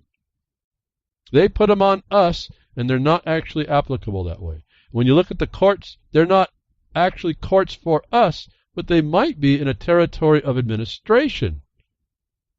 Not actually land at all. It's the territory of the jurisdiction of administration, internal administration. So just as a thought for those of you doing things there, as I think about that internal administration, I don't know why it popped up about the broadcast, and a lot of people out sending the links to the file. Thank you again. I wanted to say that I saw it again. I think I've been here 2017 on Minds.com. Thank you again for what you do there. Rancho42, which you keep picking up on Twitter and the interaction. I don't have a lot of time to do a lot of that anyway, and I don't understand some of it. A lot of it doesn't make any sense to me. It's just really not. It's just like a foreign thing. But I appreciate what you all been doing. Don't get back and talk to you too much. Again, it's just a forum that I'm not too sure about. And Vine in the RLM chat, Vince Easley, thank you very much on what you do there. Anyway, everybody that's been supportive, I do appreciate that. The numbers kind of fluctuate, but I think they're generally moving along slowly. One more every week or two. This thing is going out. So again, it's the whole point about sending out stuff. I just want you to see that. I think you're thinking, a lot of people think wrong. I think you think you're right, and it's not. It just doesn't work out. You know that by what you're doing. If you're not going anywhere, if you're still complaining about the same things you were complaining about 10 years ago, you're not going anywhere. That should be a self-proof. Change something, folks. Move it, shake it up a bit. I'm trying to give you some of those tools to show you that the win that we have is so subtle. Stop trying to take that ego thing. Look at it long range. Look at it. Maybe other people have to help. I think they do. I couldn't do this myself. I mean, certainly cannot put together what has happened all on my own. It would have never happened. Now, my contribution is 100% in whatever direction I'm going, but that's the other point. I'm laser focused on that. I may have dozen things to do, but they're all really kind of correlating to the same subject matter. And so I would ask you all, if you're still doing something after 10 years listening to me or whatever else, someone else you listen to all this time, you're still doing the same tapping on the same keyboard in the same chat rooms, okay, that's fine. I go there too, but I'm not. I have a whole lot of other stuff that I have to do, and we just keep focused on it. And I'm trying to show you that this is not just a fairy tale utopia. Things are working. They're very small in some regard, but they have a. Can you think about that, folks? We had 10 million acres shut out of mineral development to a 3 trillion tango. $3 trillion of wealth every year.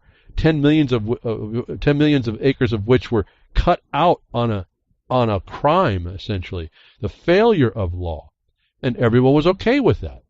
And I really don't get that. It's like us. We're drawn to the wrong thing, and so I want to touch back at the shooting star of Las Vegas. I mean, we're drawn to the wrong things. There's reasons why you can be drawn there, but we seem to be drawn for the wrong things. And I hope I offered something about, yes, I did look at that, and probably a lot more maybe than I had originally. I thought not to look at it, but because it was such a lesson even for me, I started analyzing myself as well in this. That it's now, again, it was just allowed me to focus on sharpening maybe what I do. It was predictable, so that wasn't it at all. It has to do with our response to it. I'm certain of that. And I don't know what more to say on some of this. Our response is an action thing. So in the process of outing people in the government, you need records, and everything has to be found in writings. And so I moved something up that I haven't been able to get. It's been falling back and back and back in the tabs. I put up 20 tabs more than I need. That's kind of like a constant now. I don't know. I mean, I just found this out. I was looking last night. I put up 20 tabs more than I ever get to every week here. That my tabs are getting longer and longer, and so anything that's put up before and I don't get to gets lost. That I remembered this was in here and relevant to people getting involved. How you approach the records, how you make the records. You need to have evidence. You need to have the evidence of what's gone on, and part of that is done by what's called a Freedom of Information Act request. Local to the states, it's probably a public records request. There's two different ones. I've talked a little bit about this in the past, but something's come up, and I want you to be aware of it. And this is the thing you need. One of the things you kind of need to be aware of and be ready for. Again, look at the process. It is an interesting problem, but I think it's one that can be, I don't know if it's so much an exploitation, but it can be utilized in such a way, if you know a little bit, to kind of keep things in a neutral keel and put the pressure on the side that's trying to keep you from information back, put them back over where they don't have that excuse that when you go out now and try to find a FOIA, and we talked a bit about it, the government will turn the tables by suing public records requesters. Became a news item a couple weeks ago, and I found that very interesting. It's a very interesting attack. Not cool, but nonetheless interesting to look at. And so it requires, again, as I looked at that immediately, we need to know better, and we'll stay federal at this point, I think. Well, I can't. It's going to be a public records request, not a FOIA. But FOIA is easy to find, I guess is the point there. I guess a public records request for each and every state you can find, but federal is one big thing, and under Title V, it's a FOIA act, and so I can deal with that in pointing out some things. Let me read a setup here. An Oregon parent wanted details about school employees getting paid to stay home. A retired educator sought data about student performance in Louisiana. A college journalist in Kentucky requested documents about the investigations of employees accused of sexual misconduct. Instead, they got something else, sued by the agencies they had asked for the public records. The government bodies are increasingly turning the tables on citizens who seek public records that might be embarrassing or legally sensitive. And I found those 2 points very important with respect to what a FOIA requires in one aspect. Legally sensitive. Of course they are if you're on track. That's what it's all about. And so they've got it. In my view, they put their foot right on the pulse. They put their finger on the pulse of the problem, and that's what you go and you address. So that's it in a nutshell. In your letter, you'll address that very point. Instead of or in your FOIA request, instead of granting or denying the request, a growing number of school districts, municipalities, and state agencies have filed suits against people making requests. Taxpayers, government watchdogs, and journalists who must then pursue the records in court at their own expense. Now, this is a potential fact, and this becomes a thing you have to kind of start to factor in. The lawsuits generally ask the judge that the rule that the records being sought do not have to be divulged. The name, that's a key, the name of the requesters as defendants, but do not seek damage awards. Still, the recent trend has alarmed freedom of information advocates who say it's becoming a new way the government to hide information, delay disclosure, and intimidate critics.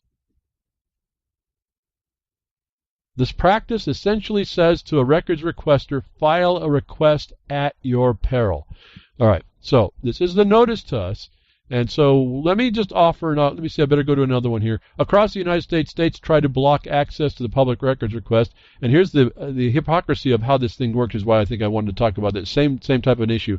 In February, Arkansas lawmakers marked the 50-year anniversary of the Freedom of Information Act with a resolution calling it, quote, a shining example of open government, close quote, that had ensured access to vital public records for generations. They spent the following week debating and, in many cases, approving new exemptions to the law in what critics called an unprecedented attack on the public's right to know. So there's another clue right there now that I read that part. There's more to read and more important, a lot of important things to go through about this. And I sometimes I wonder if I shouldn't take more time to ferret this out, but it may not be worth the time if you're not really familiar with the subject matter, and that's part of the problem of the balance. So what is this? What is the right? What's the right behind the Freedom of Information Act? It's not just the right to know. What are the limitations as well? Because you heard about the Arkansas, talked about how great it was, and then saying, well, but you're not going to use it in these areas. So what was the guiding principle? So I went and just found a place that was talking about it. Don't remember now how I even got to this decision. It was a discussion about it in a court case. They tell you a limitation. Now remember, they talked about the legal sensitivities. So that's the one end, I'll tell you. And then the other one is what is it not? Well, it's not to expose people that have privacy interests at stake. So here, let me read off a couple paragraphs to set that stage, to show you, give you a parameter on what you're thinking about as you write your paper of request. And they do have to be very, very specific. And again, all that can be learned. And after a discussion partway through this case, they go into a paragraph that starts, on the other hand, the private interests at stake were significant.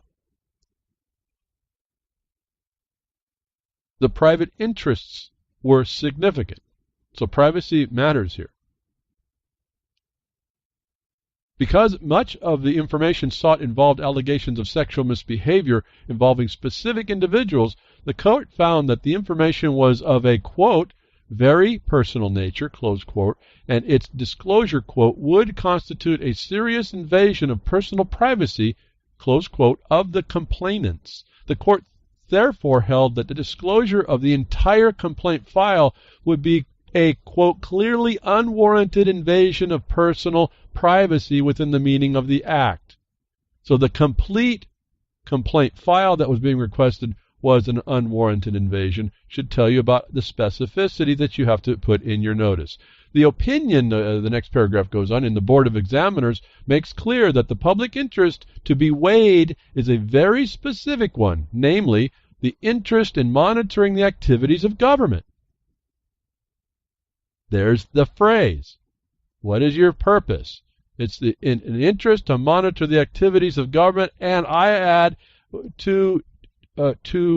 in building evidence of a probable cause-based crime committed by the agency or its employees. Boy, how legally sensitive is that, folks? You add the part about why. It's to check, to monitor the government because you have probable cause to believe a crime is going on and you need this information for a future prosecution. Add that period. Got it? Pretty simple. Just add that. Now, under waiver of fees, that's relevant to the waiver of fees, because if it is for that, they have to waive the fees. It's not by the limit. They'll try to get you to have to pay, but up to your first 100 copies or something. But once it comes underneath this model, you can actually have all that waived as well. That may take a little bit of a fight, but it may take another letter, but that's how it works. Or they may give you the exact case about why I'm wrong, and that's been adjusted. These court cases can come along and adjust it. It hasn't been up until recently that this has all been the same, that I've been doing this, or had people do this, that it starts to work better for them, notwithstanding what they're doing. So when you put all this stuff in and you say this is for a court case, if they try to go and say that they're going to try and test this to make sure it doesn't expose personal information, you quickly identify that they weren't able to do it in the first place, and this is used as a pretext to cover their crime. You answer back. And that may come out in the record before you even have to go to there. And that comes out when they denied records. You have to do another request. And how I do that is what happened in the Forest Service is I'd already sent 4 communications. I did a FOIA request on information regarding our mining claim relative to a certain thing, and put all these other caveats in, and requested that, and they came back and said, we have no documents on file as per your request. And I loaded that thing up to be able to respond to that. I've anticipated that obstruction, and I came back and said, well, it's obvious that you are essentially lying, because what you should have returned was the 4 letters I've already sent you on that case. So you load up what you're going to do to catch them before it even has to go to court. You make your record, as I've been telling you, to show they have no right. So when they come back and say, we have nothing we can do, or they want to come back and sue you, your answer is that, well, you never asked for personal information. And the thing you were demanding was for monitoring and or future prosecution of probable cause-based crimes is not an easy thing for them to overcome.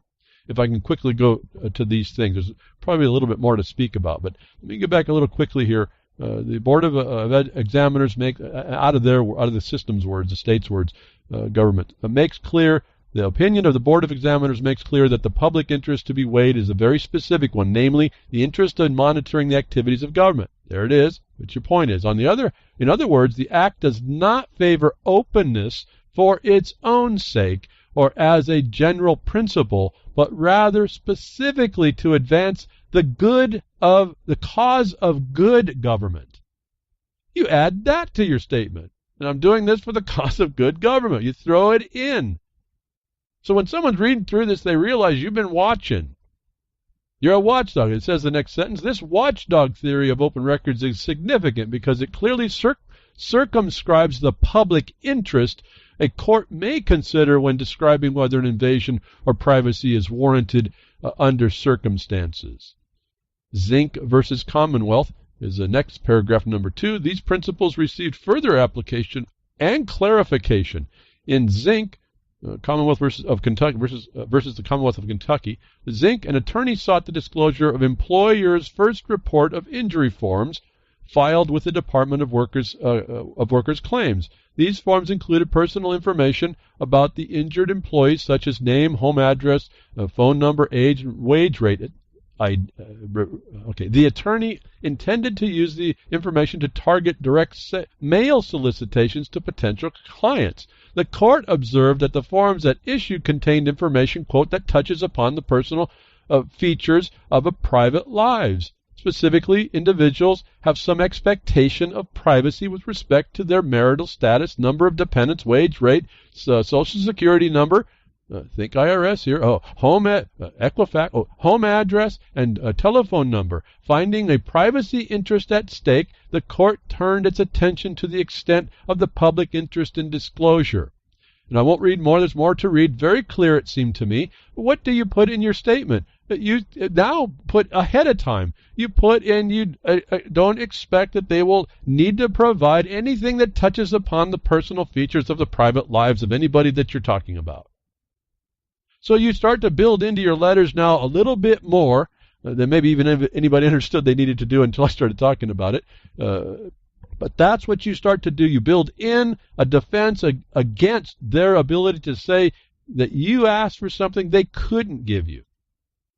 And therefore, they don't have the ability to go and test that in a court. Because this whole thing about the lawsuits, whether it goes from the state agency or not, is to test it. Now, once you get them making an allegation that you claim something they needed protected, that's a pretext that they didn't have to invoke that attempts to take away your right to claim. That could be a felony in your state. I know it's a felony in this Oregon state over here they talked about. Whether or not it's a misdemeanor in your state, I don't know. But they can't make a piece of set up a piece of information that interferes with a claim or a defense that you have.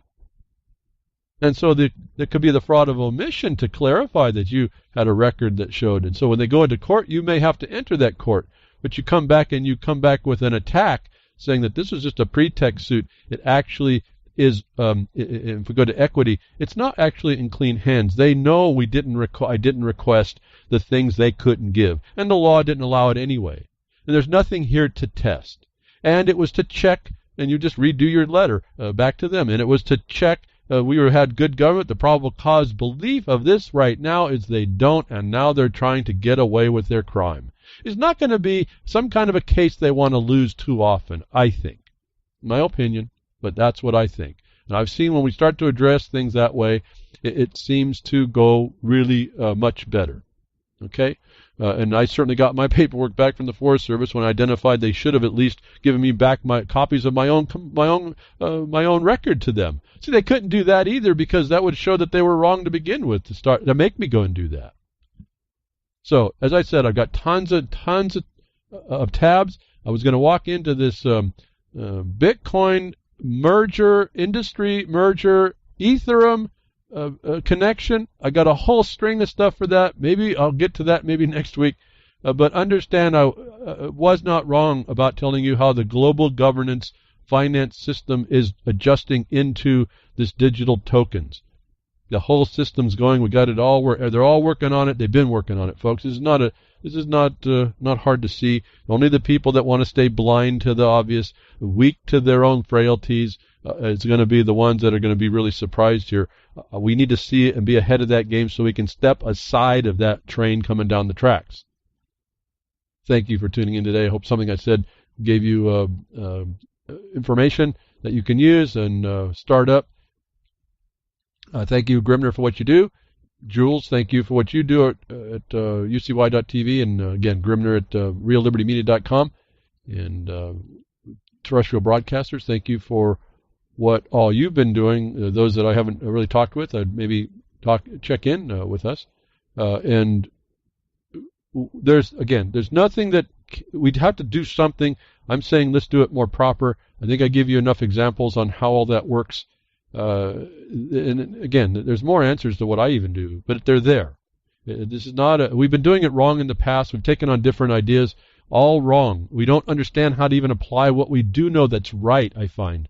When I refer to people who read the constitutional law, this is the Constitution says this, and that. You don't understand the proper laws are actually in fulfilling that Constitution. Quit arguing with it. Get on to where the problem really is. And I don't know if people really want to do that. That's an interesting observation. So thank you for tuning in today. Hope something I said, again, helps you. Please just engage. Be amazed at what's available. I think together we'll see how fast it all starts to work as we start seeing evidence today of how they get us the ring in our nose and how we get they use us as a human fodder, or on the other hand, how we keep working along and actually things come about and work for our good and not our death. I'll be back with you next week. Tech diffs or nature willing.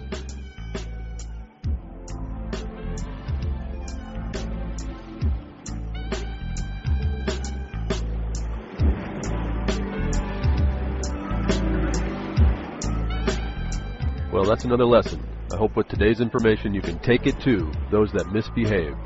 From behind the woodshed, leaving his mark on the beast, this is Hal Anthony. Till next time, journey with purpose.